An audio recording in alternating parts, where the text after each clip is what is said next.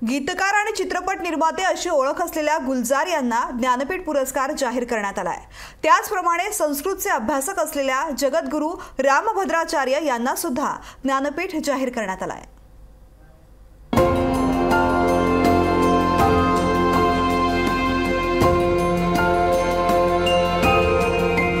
बॉलिवूड चित्रपटांमध्ये काल सुसंगत गाणी लिहिणारे आणि या शतकाचे उर्दू कवी असा गौरव लाभलेल्या गुलजार यांची ज्ञानपीठ पुरस्कारासाठी निवड करण्यात आली आहे। त्याचप्रमाणे जगद्गुरू रामभद्राचार्य यांनाही ज्ञानपीठ देऊन सन्मानित करण्यात येणार आहे। 2023 सालचा ज्ञानपीठ पुरस्कार जाहीर करण्यात आला असून 58व्या पुरस्कारासाठी 2 दिग्गजांची निवड करण्यात आली आहे।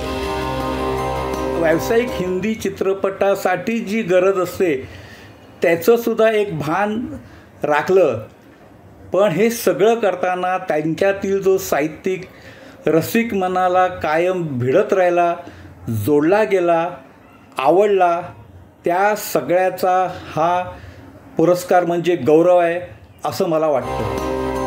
गुलजार यांनी हिंदी चित्रपटसृष्टीत गीतकार म्हणून आपल्या नावाची छाप पाडली आहे। त्याचप्रमाणे त्यांनी चित्रपट निर्माते म्हणूनही चित्रपट प्रदर्शित केलेत। गुलजार यांची काव्यात्मक कारकीर्द बघूयात। गुलजार यांचं संपूर्ण नाव संपूर्ण सिंह कालरा।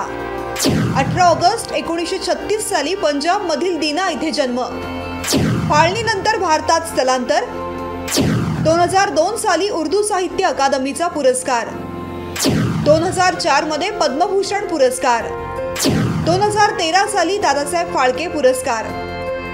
तर रामभद्राचार्य यांचीही ज्ञानपीठसाठी निवड करण्यात आली आहे। रामभद्राचार्य यांनी 100 धार्मिक पुस्तकं लिहिली असल्याचं सांगण्यात येत आहे। ते संस्कृत भाषेचे अभ्यासक असून त्यांच्या व्यक्तिमत्वात अनेक पैलू आहेत। संस्कृत अभ्यासक रामभद्राचार्य, तुलसीपीठाचे संस्थापक, चित्रकूट मध्य प्रदेश इथे तुलसीपीठ। जन्मल्यावर 2 महिन्यात दृष्टी गमावली। 100हून अधिक पुस्तकं लिहिली। 22 भाषांचं ज्ञान अवगत। 2015 साली पद्मविभूषण पुरस्काराने सन्मानित। भारताची पाळणी अनुभवणाऱ्या गुलजार यांनी हिंदी चित्रपटसृष्टीत पाय रोवण्यास बरेच कष्ट केले। तसेच रामभद्राचार्य यांनी जन्माच्या अवघ्या 2ऱ्या महिन्यात दृष्टी गमावली, मात्र तरीही ते मौखिक रचना करतात।